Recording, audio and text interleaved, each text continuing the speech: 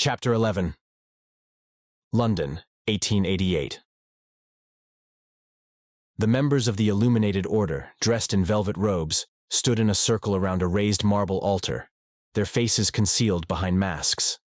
At the head of the circle, Lord Alexander Hawthorne, the Grand Master of the Order, raised his hands. Brothers and sisters, we gather here tonight to reaffirm our sacred oaths and to celebrate the bonds that unite us in our noble cause. The assembled members bowed their heads in reverence, their voices rising in unison. Knowledge is our currency, secrecy our shield. In silence, we govern. In darkness, we yield. Lord Hawthorne surveyed the room. The 6 pillars of our order are the foundation upon which we build our power and influence. Let us speak of them now, that we may never forget the principles that guide us. He turned to his right, where Lady Amelia Sinclair stood, her auburn hair cascading down the back of her robe. Lady Sinclair, speak to us of the first pillar, secrecy. Lady Sinclair stepped forward, her voice clear and commanding. Secrecy is the cornerstone of our order. It is the veil that shrouds us from the prying eyes of the world, allowing us to wield power and influence from the shadows. We are bound by a sacred oath, pledging never to reveal the existence of our order or its activities to outsiders. In secrecy, we find our strength. Lord Hawthorne nodded. And what of loyalty, Sir Blackwell? He asked, turning to the tall, imposing man on his left. Sir Edward Blackwell, his chest filled with military medals, spoke with conviction. Loyalty is the lifeblood of our order. It is the unbreakable bond that unites us, the fire that fuels our determination. We must always put the needs of the order before our own, supporting our fellow members and upholding our values in all that we do. Betrayal of loyalty is a grave offense, punishable by the severest of consequences. As each member spoke, the air in the hall seemed to grow thicker with the weight of their words. The candles flickered, casting ghostly shadows on the faces of the assembled members. Manipulation is our tool, our means of shaping the world to our will, declared Baroness Isabella Devereux. We must use it wisely and judiciously, always in service of the greater good of our order. Dr. Marcus Bennett, his voice tinged with a hint of warning, spoke of the importance of hierarchy. Structure and discipline are the pillars upon which our order stands. We must defer to those above us, following orders without question and maintaining the chain of command. Disobedience will not be tolerated. Madame Celeste Duval emphasized the protection of secrets. Our secrets are our most valuable asset, the key to our power and influence. We must guard them with our lives, ensuring that they never fall into the hands of our enemies. Betrayal of our secrets is an act of treason, punishable by death. Finally, Lord Sebastian Monroe spoke of the importance of unity. In unity, we find our strength. We must set aside our differences and work together towards our common goals, supporting one another and prioritizing the success of our order above all else. Division and discord will only weaken us, leaving us vulnerable to our adversaries. As the last words faded into the flickering candlelight, Lord Hawthorne raised his hands once more. Let us reaffirm our oaths, brothers and sisters. Knowledge is our currency, secrecy our shield. In silence, we govern. In darkness, we yield. The assembled members raised their voices in a resounding chorus, their words vibrating through the grand hall like a thunderous proclamation. In the name of the Illuminated Order, we so swear. As they began to disperse, slipping away into the shadows of the manor, they knew the true work of the order lay ahead, in the whispered conversations of parlors and the backroom dealings of power. But for now, they basked in the glow of their shared purpose, secure in the knowledge that they were part of something greater than themselves. The Illuminated Order continued its work, spinning its influence and power throughout society, always guided by the 6 pillars that formed the foundation of their secret brotherhood. Chapter 12. As Jade stepped onto the grounds of Harvard University, a wave of nostalgia and purpose washed over her. The crimson hues of the ivy-covered buildings whispered secrets of centuries past. The scent of old books and the feel of worn leather chairs in the libraries transported her back to her days as a student. But now she returned as an investigator, determined to unravel the mysteries that lurked beneath the surface. Walking the corridors of her alma mater, Jade encountered familiar faces. Professors with whom she dissected the nuances of journalism greeted her with knowing smiles, while classmates who once shared her aspirations now pursued diverse paths.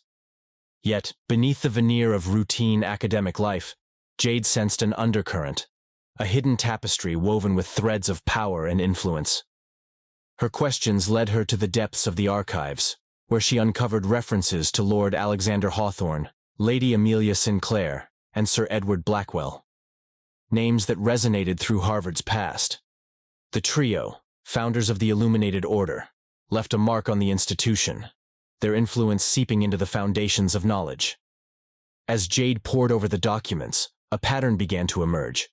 The same names kept appearing in connection with the major financial institutions at the heart of the 2008 crisis. Could it be the Order manipulated the markets, engineering the collapse that devastated so many lives? And if so, to what end? In the crowded libraries, Jade overheard conversations hinting at the Order's far-reaching influence. Professors spoke in veiled terms of secret meetings and power dynamics that shifted like shadows. A sense of unease prickled the back of her neck, as if hidden eyes were watching her every move. As she dug deeper, Jade stumbled on an old photograph tucked away in the pages of an ancient manuscript. The image depicted a gathering of distinguished individuals, their faces obscured by the passage of time. But one figure stood out, a man bearing a striking resemblance to Senator Jonathan Bishop. The discovery sent a shivering chill through Jade's body, connecting the threads of the past to the present. Her investigation had taken on a deep personal nature. The Illuminated Order's influence not only shaped the course of history, but also cast a shade over her own educational journey. The secrets she uncovered threatened the validity of the institutions she once revered. With a sense of urgency, Jade continued on, her footsteps ringing through the halls of Harvard. Each revelation propelled her further into the depths of the Order's influence, drawing her closer to the heart of the mystery. As she filtered through the maze of archives and secret meeting places, the path ahead was fraught with danger, but the truth was worth the risk. As she moved through the university, an hidden observer tracked her every step. A woman emerged from the shadows and delivered a chilling warning. "Tread with caution, Miss Rose. Pursuing the truth may cost you dearly." The message served as a reminder that powerful forces were determined to keep the Order's secrets concealed at any cost. Chapter 13. Senator Bishop paced behind his desk. The news he just received from his chief of staff sent him into a fit of anger.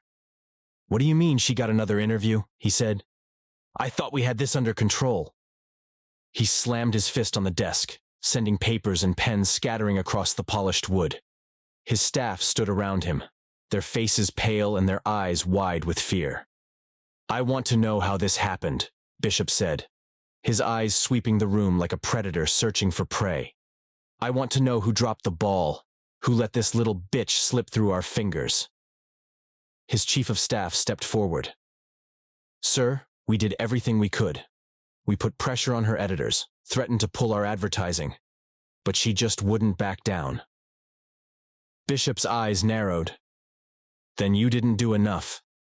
You failed me, Eric, and you know how I feel about failure." He turned to his press secretary, a young woman named Samantha who'd been watching the exchange. "Get me everything you can on this interview.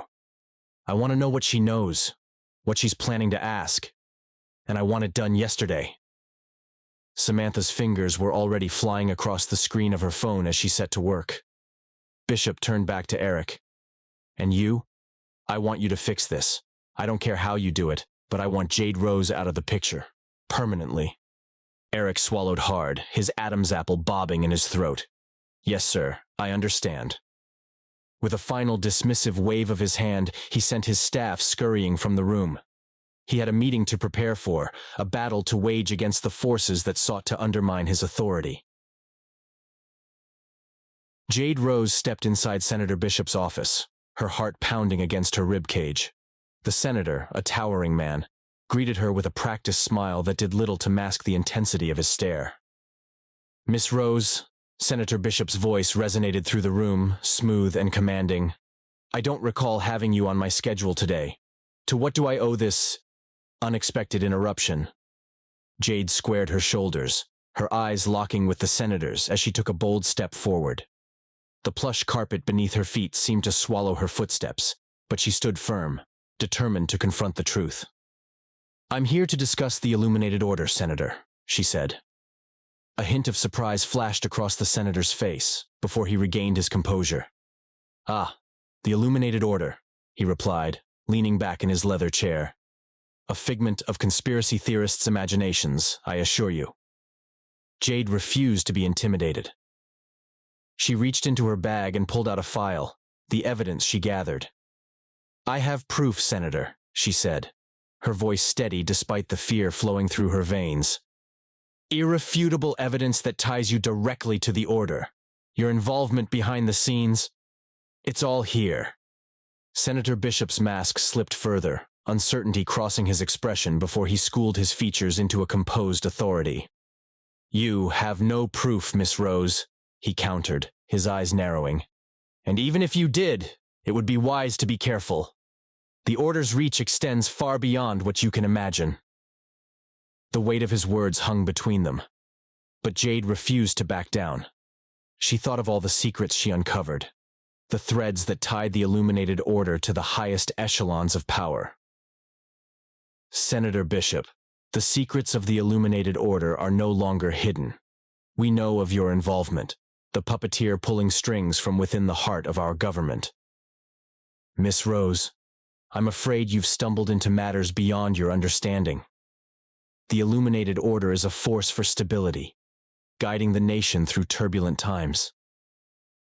Jade shook her head. "Stability built on corruption and manipulation. Your order thrives in the darkness, preying on the vulnerabilities of our democracy."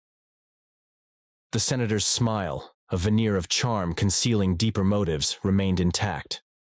"You underestimate the complexities of governance, Miss Rose.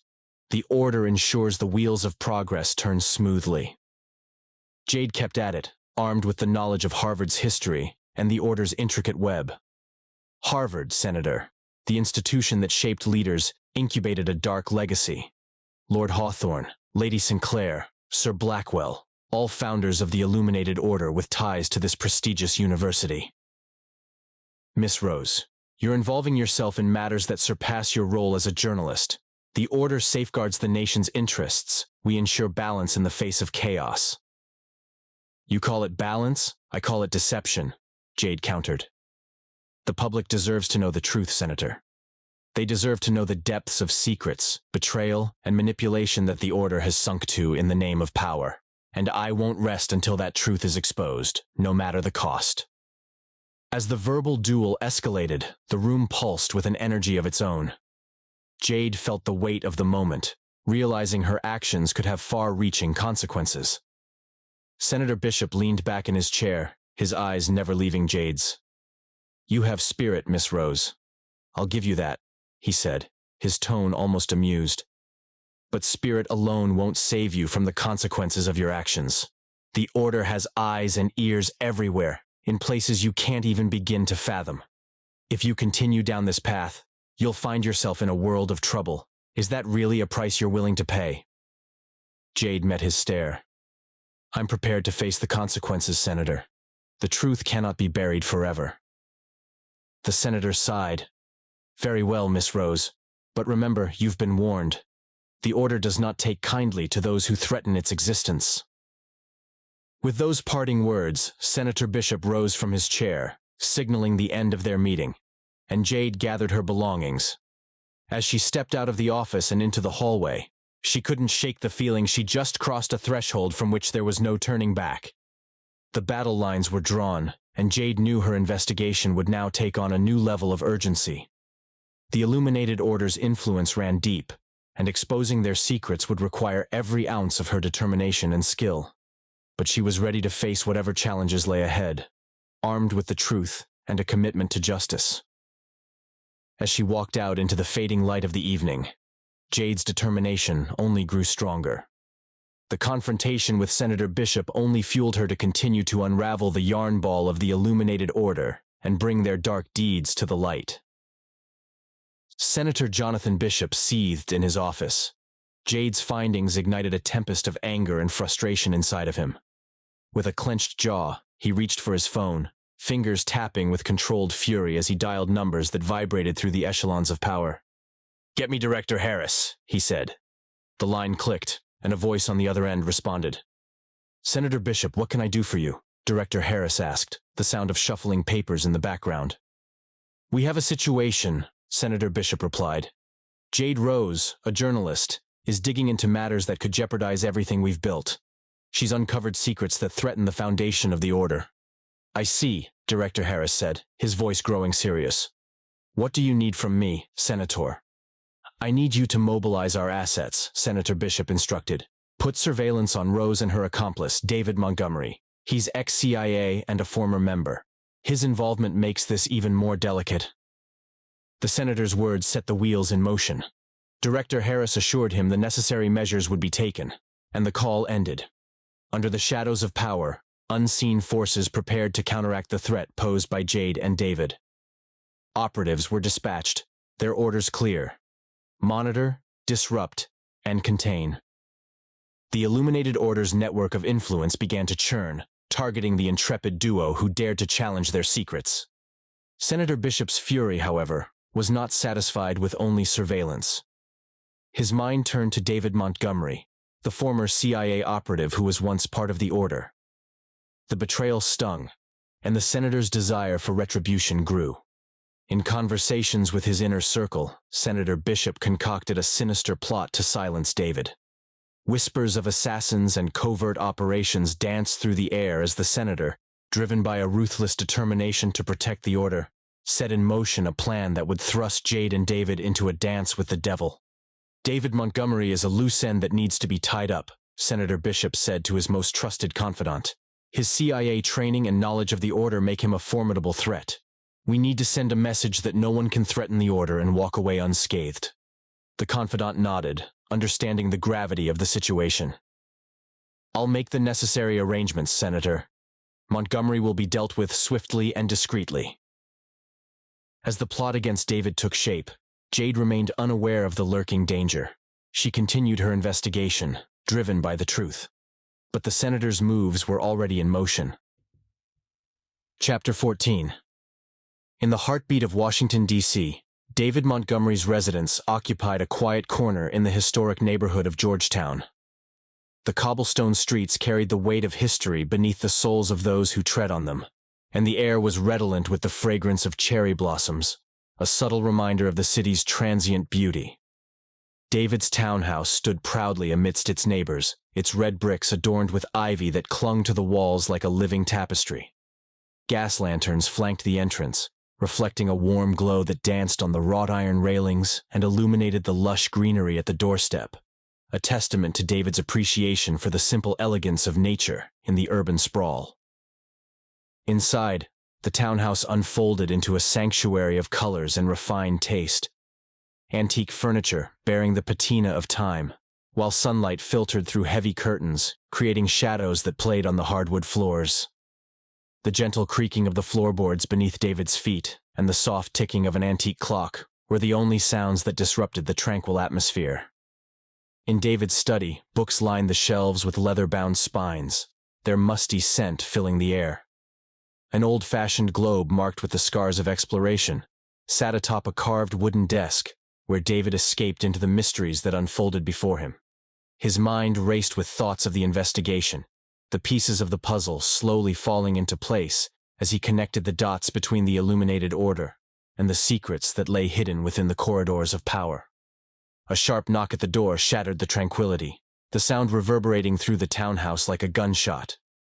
David rose from his seat. With cautious steps, he approached the door, the hairs on the back of his neck at attention.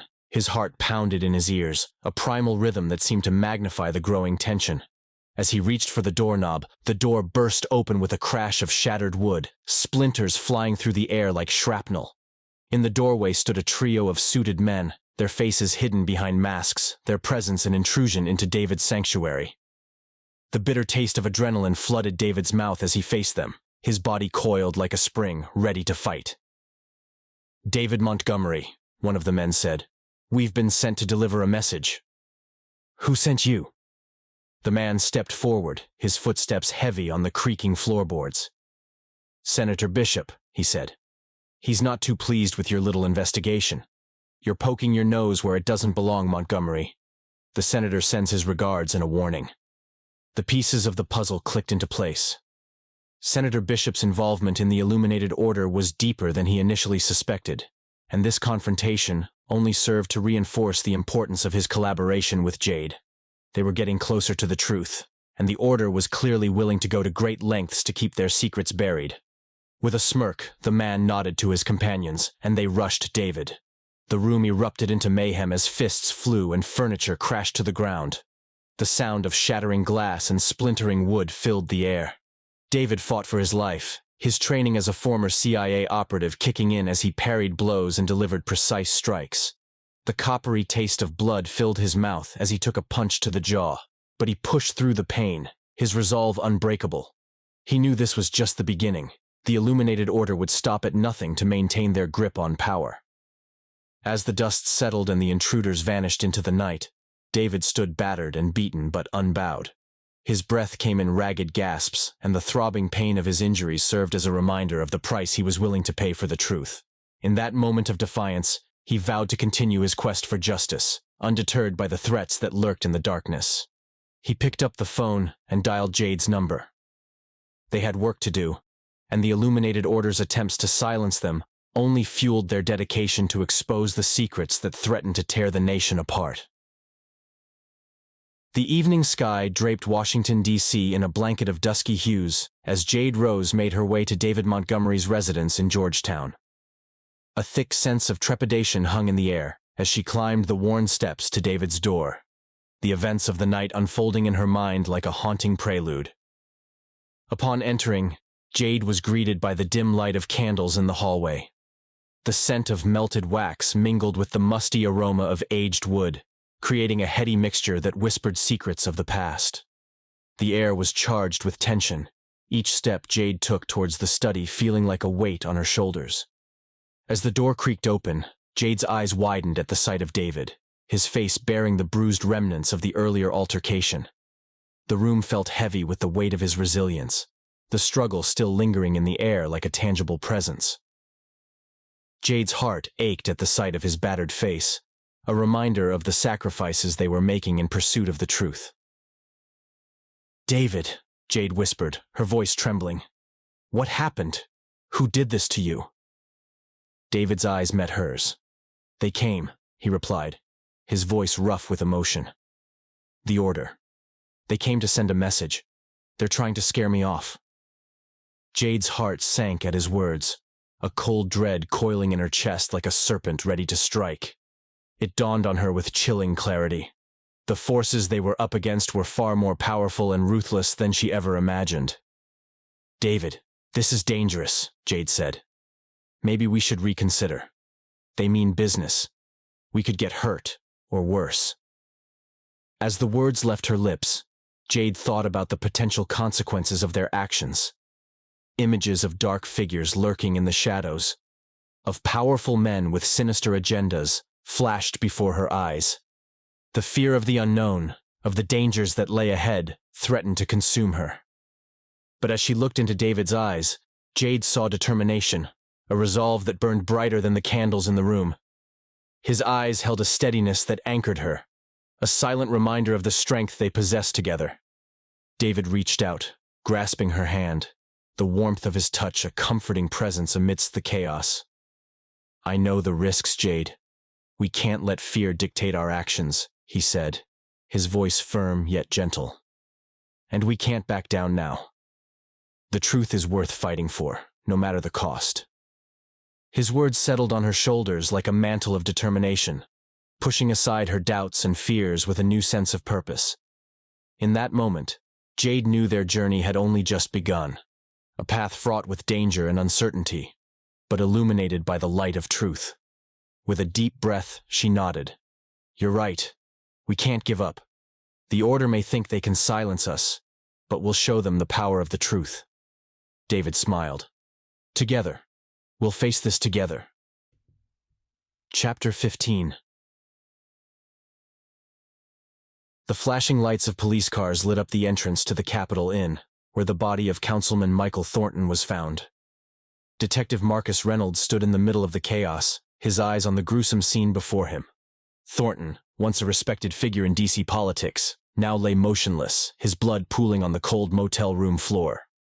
As Detective Reynolds surveyed the crime scene, his eyes fell on a peculiar detail. A tattoo on Thornton's wrist, an owl with piercing eyes that seemed to stare directly into his soul. A sense of recognition washed over him, a distant memory of whispered rumors and shadowy conspiracies. The owl hinted at a connection to a hidden world, where power and secrecy intertwined. He heard whispers of secret societies pulling the strings behind the scenes, but he always dismissed them as mere speculation. Until now. As the crime scene technicians went about their work, Detective Reynolds knew this was more than a routine murder. The pieces of the puzzle began to fall into place, forming a picture that both thrilled and terrified him. The trail of breadcrumbs leading to the Illuminated Order lay before him, and he was ready to follow it, no matter where it led. As he stepped away from the crime scene, the weight of the investigation settled on his shoulders. Detective Reynolds knew the path ahead would be treacherous, filled with secrets and dangers he could scarcely imagine.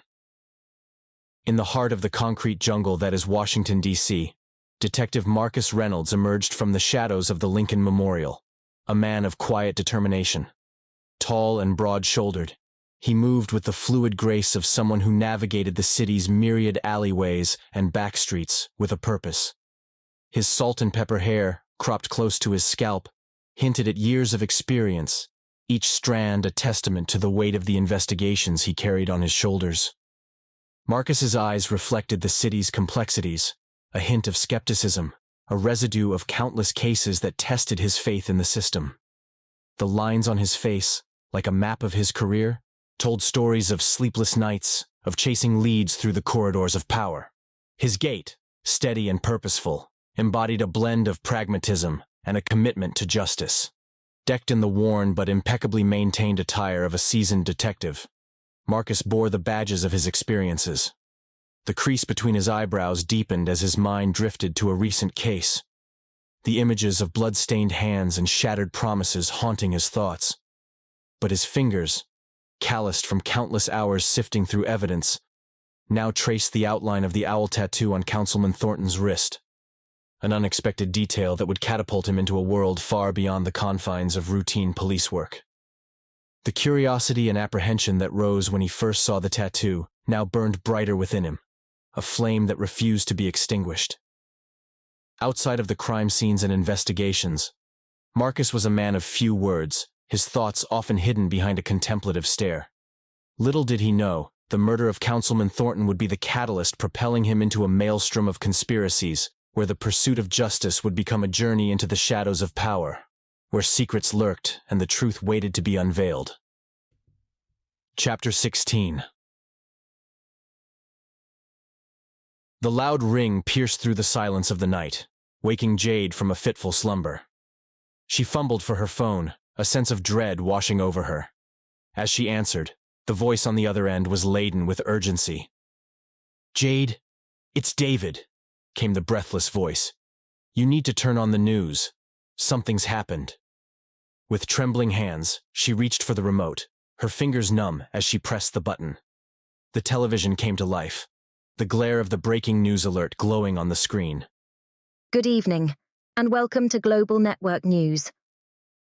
Our top story tonight is the shocking murder of Councilman Michael Thornton. Thornton's body was found early this morning in the Capitol Inn motel on the outskirts of town, surrounded by empty bottles of booze and a dusting of cocaine that would make Tony Montana blush. Police were called to the scene at approximately 5:30 a.m. after a housekeeper, who wished to remain anonymous, found the councilman's body in one of the motel rooms. According to sources close to the investigation, the scene that greeted officers was one of unimaginable horror and brutality. Thornton's body was found on the floor, his lifeless eyes staring up at the ceiling. He had been brutally stabbed multiple times in the chest and abdomen, the carpet beneath him soaked through with blood. Investigators quickly cordoned off the area, and forensic teams worked to gather evidence and piece together the events that led to this tragic and senseless loss of life. As they combed through the room, they found signs of a struggle, with furniture overturned and broken glass littering the floor. But perhaps most shocking of all were the revelations that began to emerge about Councilman Thornton's personal life. As detectives dug deeper, they uncovered evidence of the councilman's involvement with drugs and prostitution, a sordid underworld that few could have imagined him being a part of. Witnesses reported seeing Thornton entering the motel with a young woman believed to be a sex worker just hours before his death. They described the councilman as appearing agitated and paranoid, constantly looking over his shoulder as if he feared he was being followed. As the investigation into Thornton's murder continues, many are left wondering what could have driven someone to commit such a heinous act of violence. Some have speculated the councilman's illicit activities may have put him in contact with dangerous individuals, while others believe his death may be connected to his role in city politics. Regardless of the motive, one thing is clear. The loss of Councilman Michael Thornton has left a deep wound in the heart of our community. He was a man who dedicated his life to public service, working tirelessly to make our city a better place for all its residents. As we mourn his passing and struggle to come to terms with the shocking circumstances surrounding his death, we must also remember the legacy he leaves behind. Councilman Thornton was a champion for the underdog, a voice for those who often went unheard in the halls of power. His commitment to justice and equality will not be forgotten, and his memory will live on in the hearts and minds of all those who knew him. The investigation into Councilman Thornton's murder is still ongoing, and police have urged anyone with information about the crime to come forward. In the meantime, the city has announced that flags will be flown at half-mast in honor of the fallen councilman, and a memorial service will be held in the coming days. We will continue to bring you updates on this developing story as they become available. For Global Network News, this is Lila Matsumoto. Jade's breath was caught in her throat as she listened to the details unfold. This was no ordinary crime. The owl tattoo on Thornton's wrist flashed across the screen. "David, what's going on?" Jade's voice trembled. "Is this connected to them?" There was a pause on the other end of the line, a heavy silence that seemed to stretch for an eternity. "Yes, Jade." David's voice was grave. "I think it's time we delve deeper into this. We can't ignore the signs any longer. The Order is playing a dangerous game, and we're right in the middle of it. Meet me at the usual spot. We need to strategize." Jade closed her eyes. The murder of Councilman Thornton shattered any illusions of safety, and any hope they could unravel the secrets of the Illuminated Order without consequences. As she sat in darkness, the images of the crime scene burned into her mind. Jade knew the stakes had been raised. The truth they sought was now more elusive and more dangerous than ever before. With a heavy heart and a determination that burned like a flame, she prepared to meet David, ready to face the shadows that loomed ahead. Chapter 17. Dr. Ramirez sat behind her desk, surrounded by stacks of papers and ancient tomes that whispered secrets from another era. The glow of the desk lamp cast shadows on the walls as Jade and David entered, the creak of the door echoing in the hallowed space. "Jade, David, please have a seat," Dr. Ramirez said, gesturing to the worn leather chairs opposite her desk. Jade's voice was low and urgent. "Dr. Ramirez, we need your expertise. Councilman Thornton's murder is linked to the Illuminated Order, and we believe there's more at play here. What do you seek to uncover?" David met her eyes. "We need to understand their motives, their hierarchy, and any historical patterns that might guide their actions. Councilman Thornton's death feels like a message, and we want to decipher it." Dr. Ramirez nodded. "The Illuminated Order has roots that extend into the depths of history, tracing back to the founding of this nation. To comprehend their actions, we must dig into their origins and the symbolism that shapes their worldview." As she spoke, Dr. Ramirez guided them through the world of secret societies, weaving a narrative that connected dots across centuries. She spoke of whispers in the halls of power, of clandestine meetings where the fate of nations was decided. From the Bohemian Grove's influence to the subtle threads linking political figures, she painted a vivid picture of a secret network manipulating the strings of power. The owl, she emphasized, her voice taking on a reverent tone, has been a symbol associated with the Order for centuries. Its wisdom signifies knowledge held only by the select few within the organization. The founding fathers themselves were said to have borne the mark of the owl. Jade and David exchanged a glance. How do we confront an organization so entrenched in secrecy? Jade asked. Dr. Ramirez leaned back in her chair, her eyes distant as if peering into the very heart of the mystery. You must infiltrate their world, understand their rituals, and expose the truth. But beware, the Order guards its secrets fiercely. Trust no one, and follow the trail of the owl. It will guide you to the answers you seek. With those words, Dr. Ramirez handed them an old journal, its pages filled with symbols and ciphers.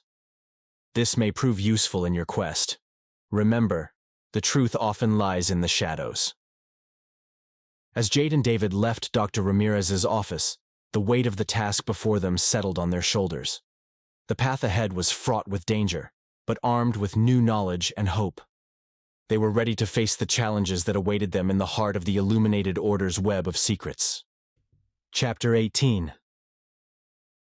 Jade and David dug into the heart of Councilman Thornton's life. The energy of the streets, with its honking horns and hurried footsteps, mirrored the urgency of their investigation. They navigated the corridors of power, where shadows concealed more than they revealed. They approached Thornton's former office, the glass exterior towering above them, concealing the secrets within. Jade, notepad in hand, jotted down questions, while David, ever observant, scanned their surroundings for any subtle cues that might help unravel the mystery they sought to decipher. As they interviewed Thornton's colleagues, tension filled the air, their whispers bouncing through the polished hallways.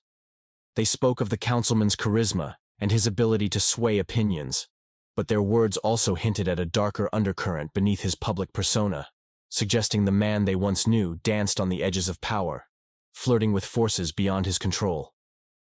He was always well connected, one colleague said, his eyes darting nervously. Had friends in high places, you know. Some say his influence reached far beyond City Hall. The duo continued on, chasing leads through upscale restaurants, cocktail parties, and exclusive clubs frequented by the city's elite.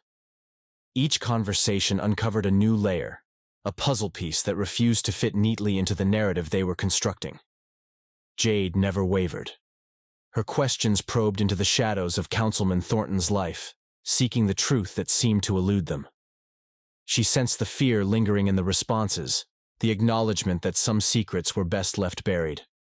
David listened. His instincts guided the investigation, weaving together threads of information that hinted at a secret network of influence. The investigation took an unexpected turn when they stumbled on a connection to an exclusive gathering at the Bohemian Grove. The mention of the Grove sent a chill down Jade's spine, a recognition of the elite circle it represented. As they navigated the intricate dance of politics and secrecy, Jade and David found themselves drawn deeper into the tangled web of Councilman Thornton's alliances. Did you hear what they said about Thornton's connections? Jade's voice was soft. Yeah, it seems like he had his fingers in more than a few pies. And the mention of the Grove? That's not your typical hangout spot for a councilman. Agreed. If Thornton's connections lead to the Grove, then we're onto something big. Exactly.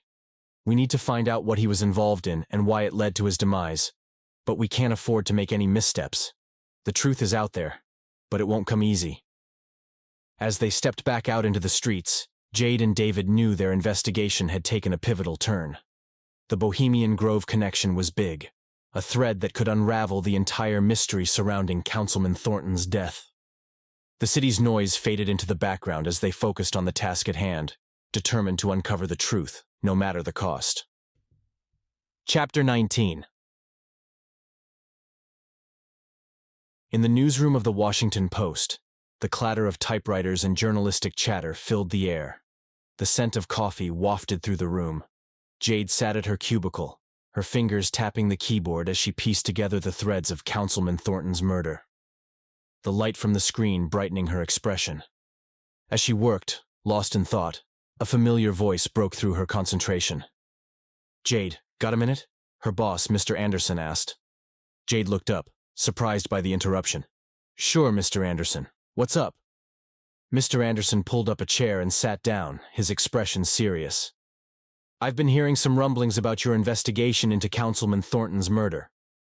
Jade nodded, pulling up her draft on the screen. "I'm making progress.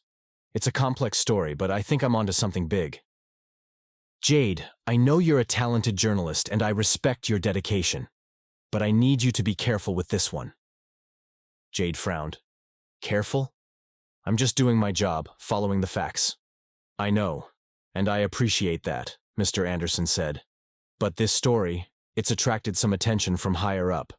There's pressure to handle it a certain way." "Pressure? From who?" Mr. Anderson sighed. "I can't give you names, but let's just say there are some powerful people who have an interest in how this story is told, or if it's told at all." "So what are you saying? That I should back off, let it go?" "I'm saying you need to be smart about this. I don't want to see you get in over your head. This story, it's bigger than just Councilman Thornton. There are forces at play that we don't fully understand." Jade's mind raced with questions. But isn't that all the more reason to pursue it? To uncover the truth, no matter where it leads? Mr. Anderson stood up, placing a hand on Jade's shoulder. "Just be careful, Jade. I know you're a hell of a reporter. But sometimes, the biggest stories are the ones that can do the most damage. To the subjects, and to the journalists who cover them." With those final words, Mr. Anderson walked away, leaving Jade alone with her thoughts. As she sat there, the sounds of the newsroom fading into the background, Jade's persistence grew stronger. She knew there were risks, that the story was bigger than she ever imagined. But she also knew she couldn't turn away, not when the truth was so close. No matter the cost, she would follow this story to the end. And if there were forces trying to stop her, well, she'd just have to be smarter, more resilient.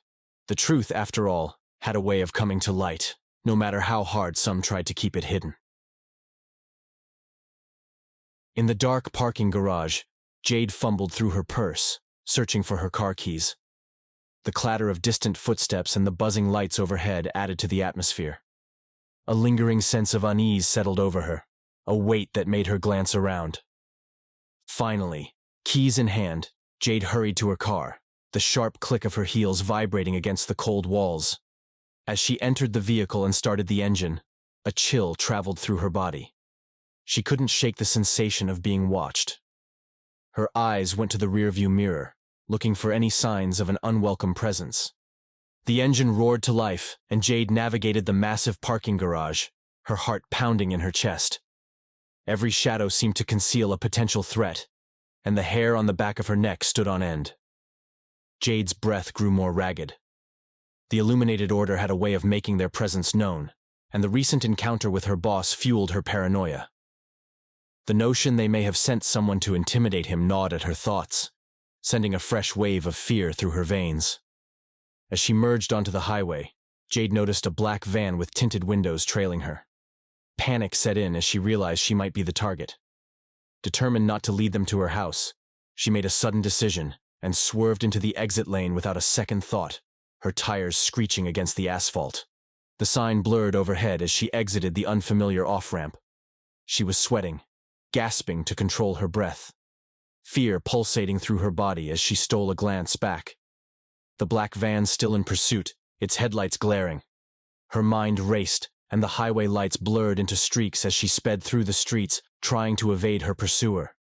Jade's heart was beating so loud she could hear it over the roar of the engine. With adrenaline surging through her veins, she weighed her options. Before she could make a move, the van surged forward, closing the gap between them with frightening speed.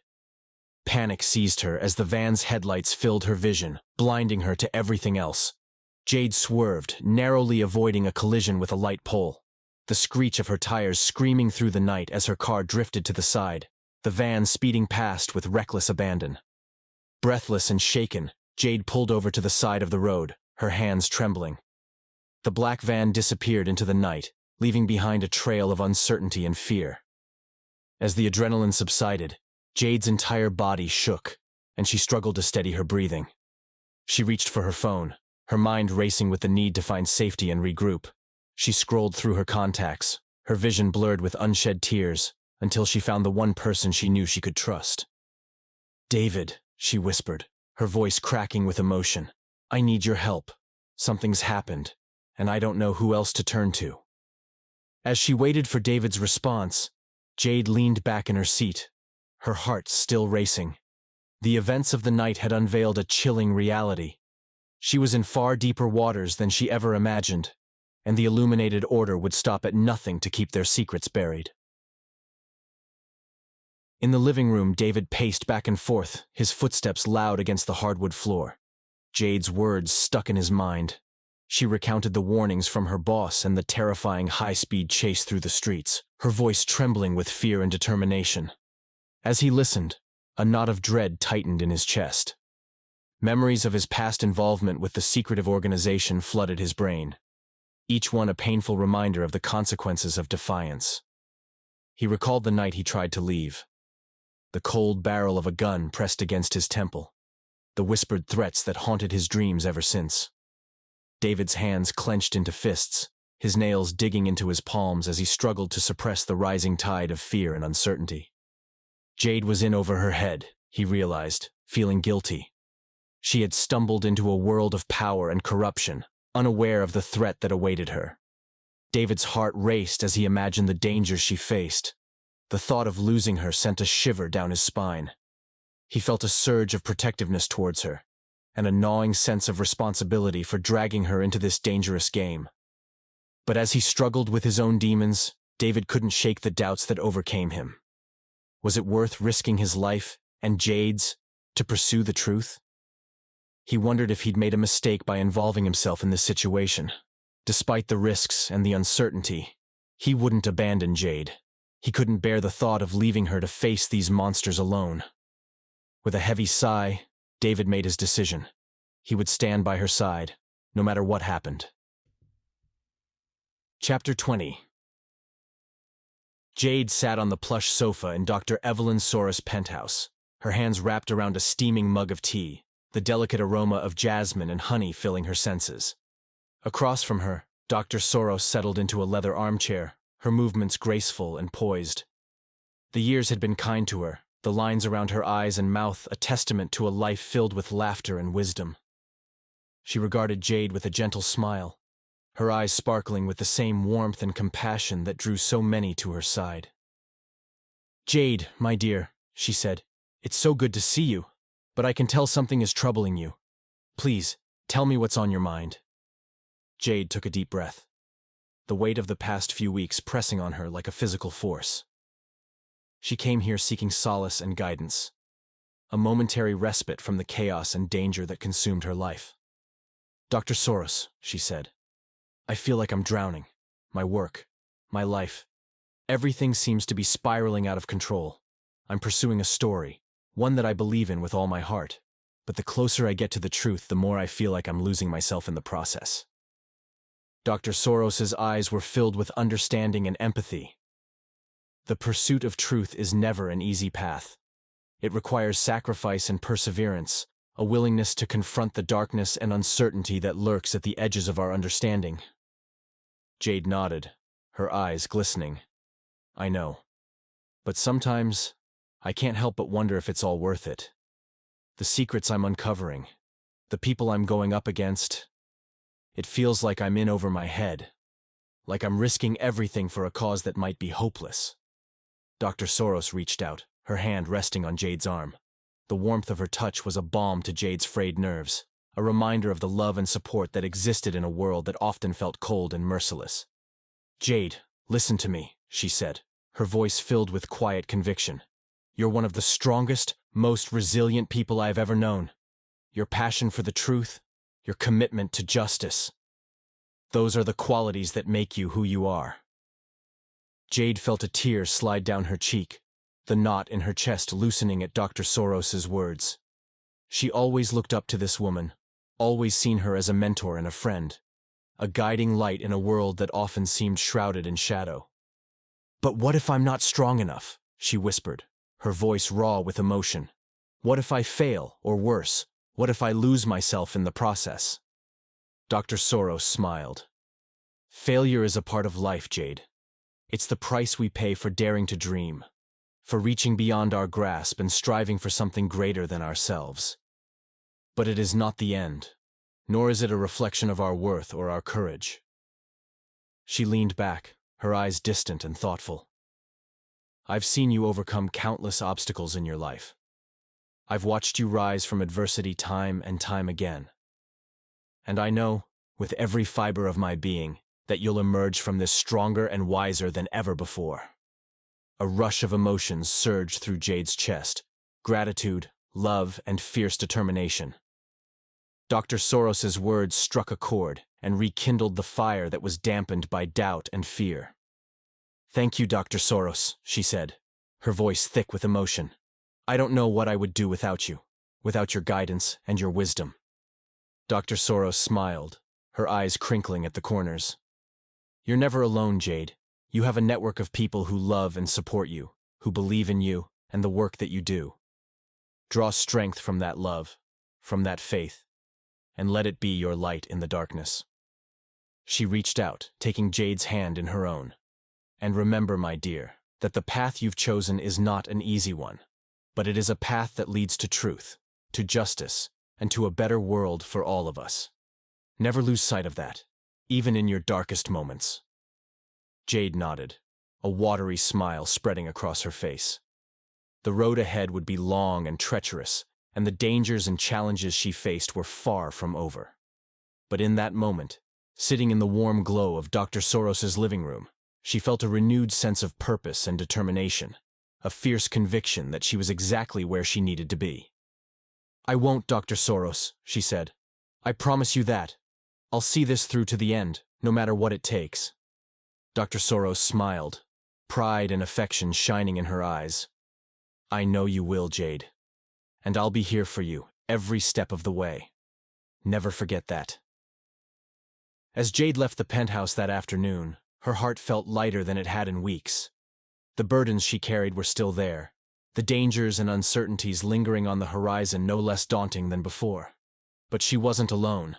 She had the love and support of those who believed in her, and the guidance of a woman who stood for hope and inspiration throughout her life.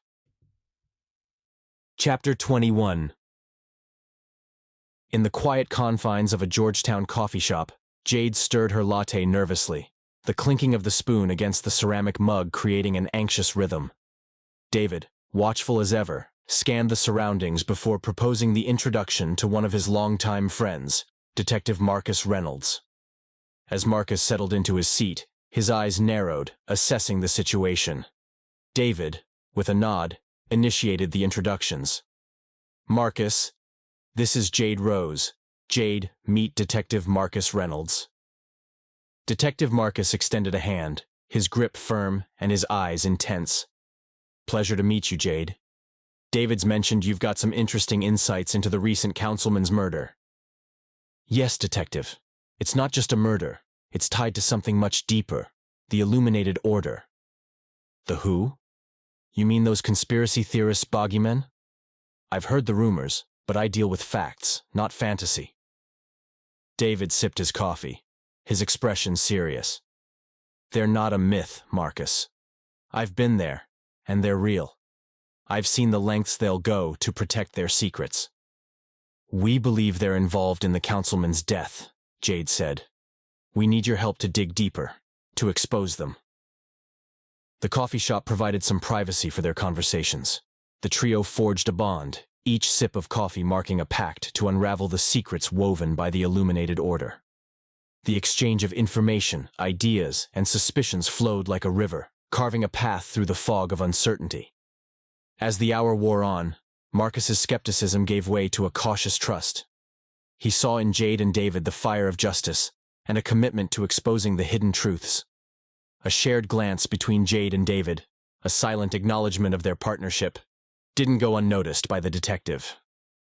"All right, let's get to work," Marcus said. "But I warn you, it's dangerous. I've seen good people get hurt chasing shadows. You sure you're ready for what you might uncover?" Their expressions hardened in response to Marcus's words. Locking eyes, they exchanged a knowing glance, and in unison said, "Count us in." As they prepared to leave the coffee shop, Jade approached the counter, ready to settle the bill. The aroma of brewed coffee lingered in the air, creating an illusion of normalcy. However, the illusion shattered when she attempted to use her debit card, and it declined. Panic gripped her as she reached for her credit card, hoping for a different outcome. But the universe seemed determined to deny her. David, seeing her distress, stepped in, offering to cover the expenses. But his attempt to use his debit card mirrored Jade's. In the silence that followed, a sense of vulnerability took over them. Jade's voice cut through the tension. "Well, this is embarrassing. I guess the Illuminati decided to put a hold on our coffee privilege." David smirked and his jaw clenched. "It seems they're sending us a message. They know we're getting close."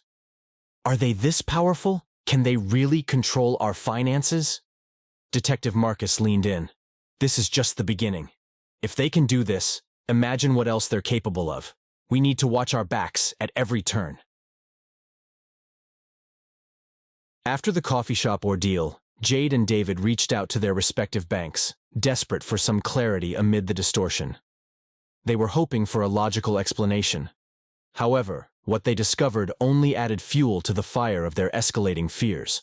All their accounts, every hard-earned penny saved, had been frozen. The voice on the other end of the line was cold and impersonal, and offered no explanation for the sudden travesty. Jade ended the call, the phone nearly slipping from her grasp. David's jaw clenched, a vein throbbing in his temple as he processed the news. It was as if the ground had been yanked from beneath them, leaving them suspended in a state of helpless uncertainty. The world around them felt surreal, the once familiar surroundings now tinged with a sense of unease. It was a reminder of the power wielded by the Order, a chilling demonstration of their ability to dismantle lives with the snap of a finger. As the reality of their situation sank in, they realized they were only pawns in a dangerous game, and the Order held all the pieces. With a sinking feeling in their hearts, Jade and David understood their adversaries had the power to unravel their lives with ease. The image of puppet strings, invisible yet ever present, danced in their minds, a haunting reminder of the forces that sought to control their fate. Jade took a deep breath as she turned to face David. "We can't afford to let them maintain their grip on power. We need to double down on our efforts, leverage every resource at our disposal, and keep pushing forward, no matter the obstacles they place in our path." "I agree. We'll need to be strategic in our approach, though. They have eyes and ears everywhere, and they won't hesitate to use their network of influence to shut us down if we're not careful. What if we focus on building a coalition of allies, reach out to other journalists, whistleblowers, and activists who share our goals? Together, we might be able to create enough pressure to force the Order's secrets out into the open." "That's a start, but we'll need more than just numbers. We should look into leveraging technology to our advantage. Encrypted communication channels, secure data storage, maybe even some advanced surveillance equipment to gather evidence on the Order's activities." "I like the way you think. We could also explore alternative media platforms to disseminate our findings, bypassing the mainstream channels that the Order likely has under their control." "Exactly. We'll need to be adaptable, ready to pivot our strategy at a moment's notice. They'll try to anticipate our moves, so we'll have to stay one step ahead." Jade's smile faded, replaced by a look of focus and determination. "It won't be easy, David. They've had centuries to perfect their methods, to entrench themselves in the halls of power." David reached out, his hand touching hers in a gesture of solidarity.